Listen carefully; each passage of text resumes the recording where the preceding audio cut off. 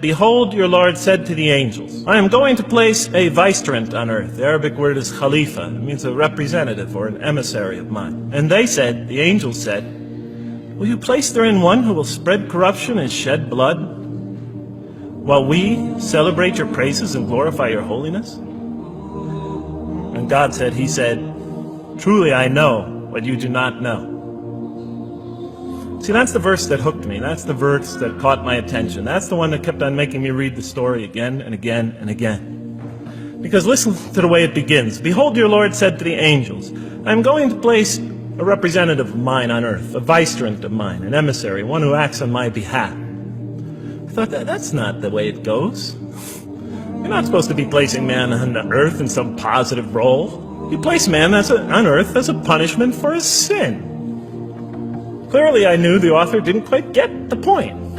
But still, it was an amazing line. But then I come to the next line, and it says, and the angels say, will you place therein one who will spread corruption and shed blood, while we celebrate your praises and glorify you? I looked at it again. I couldn't believe the question. I looked at that and I said, exactly. That would be my question. Why would you create this being, supposedly for some positive role, when he's capable of doing tremendous wrongdoing, when he could spread corruption and shed much blood? Why would you create this violent and pernicious creature when you could create angels? As the angels clearly say, well, we, the angels, celebrate your praises and glorify you. They're asking one of the most fundamental questions in the entire history of religion. Why create you, man, this utterly fallible creature, this creature who could rebel against God's will, who could do such tremendous wrongdoing, who could wreak havoc like no other creature on earth, when you can make them angels? That whole question, everything that I ever thought, everything that I ever experienced, everything that I ever knew was in that question. It was as if the author took my life and wanted to pick out exactly the right question to humiliate me, to provoke me, to anger me. Why create man, this most destructive and violent creature, when you can make them angels? And then look at the answer. And he said, God said, truly I know what you do not know. You know, in modern parlance, we would say, I know exactly what I'm doing. I read that and said, what? You know what you do not know? You know exactly what you're doing? Well, please inform me. Tell me what you're doing. You can't just get off that easy. You can't just tell me you know exactly what you're doing.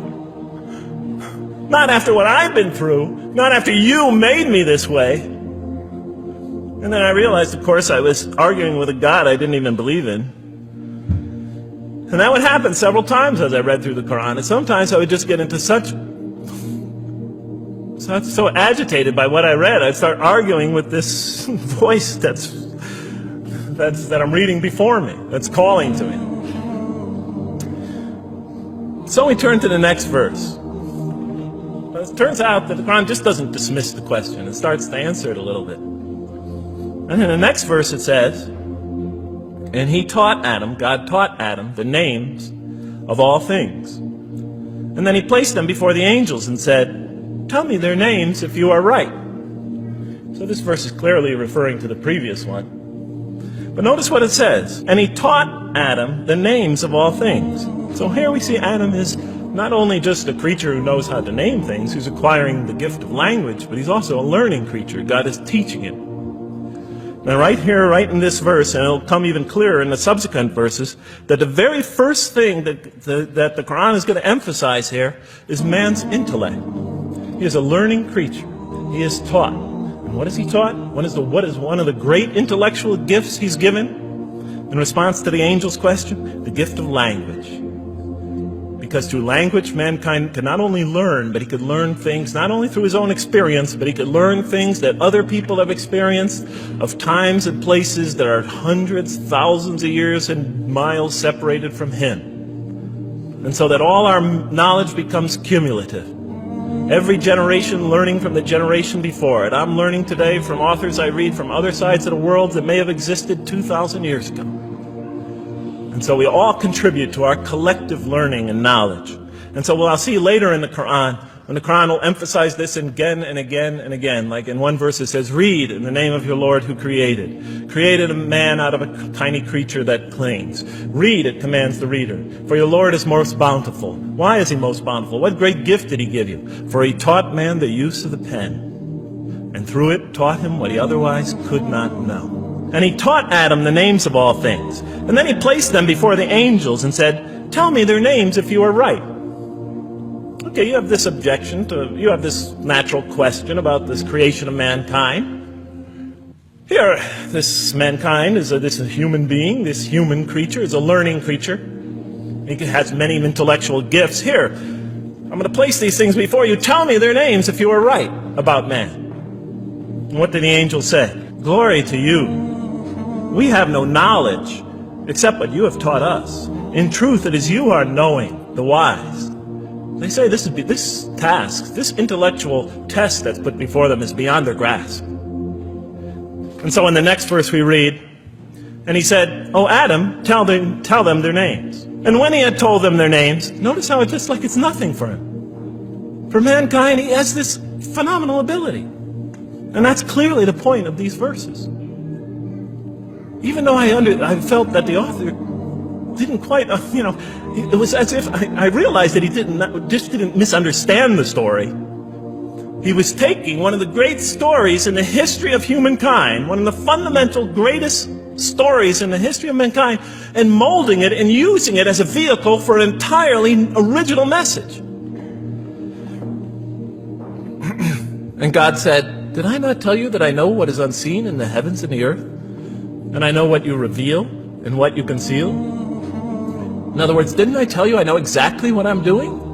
I looked at that. What question what did they reveal and what did they conceal? Why are you all looking at me like that?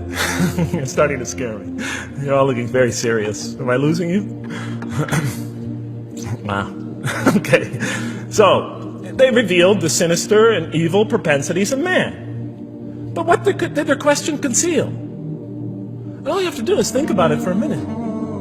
Human beings, yes, they could do evil. Yes, they could do wrong. Yes, they could create misery. But they could also do exactly the opposite. They could choose to do evil. They could choose to do tremendous good. They could choose to do tremendous violence. They could choose to show tremendous compassion. They could choose to live by falsehood. They could choose to live by the greatest truths. So we go on to the next verse. And behold, we said to the angels, bow down to Adam, and they bowed down. But not so Iblis. Iblis is like the father of Satan. He refused and was arrogant. He was of those who reject faith. An interesting statement. And notice why Iblis does not bow down. He refuses because he was arrogant. You know, we often hear what's the root of all evil? In the West, it's always money, greed, etc. Here the Quran says seems to be saying that the root of all evil is not always material wants. It's not always money, it's not always greed. At the heart of evil is arrogance. Putting yourself above all others. Of assigning to yourself special priority and neglecting the rights of others. O Adam, dwell you and your spouse in the garden, and eat freely thereof what you wish. But come not near this tree, for you will be among the wrongdoers. Then they make the mistake. But Satan caused them to slip and expelled them from the state in which they were. And we said, go all you down, some of you being enemies of others, will be adversaries of others. Some of you will be adversaries of each other, and on earth will be your dwelling place and provision for a time. Let's go back from where we started. First, mankind is being taught. We see he's an intellectual being. Then we show he's a moral being.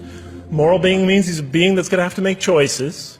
And then God gives him this choice. It's not a huge deal. It's not the gravest sin in the history of humanity by any means. It's minor by any standards. They make it, though. We see that God originally intended to put man on earth as his vicegerent. When does God finally put him on earth? What signals that he's ready to begin? He makes his first independent choice. It's not the worst deed in the history of humanity. It's minor on anybody's scale. But it shows that mankind is ready to act on his own.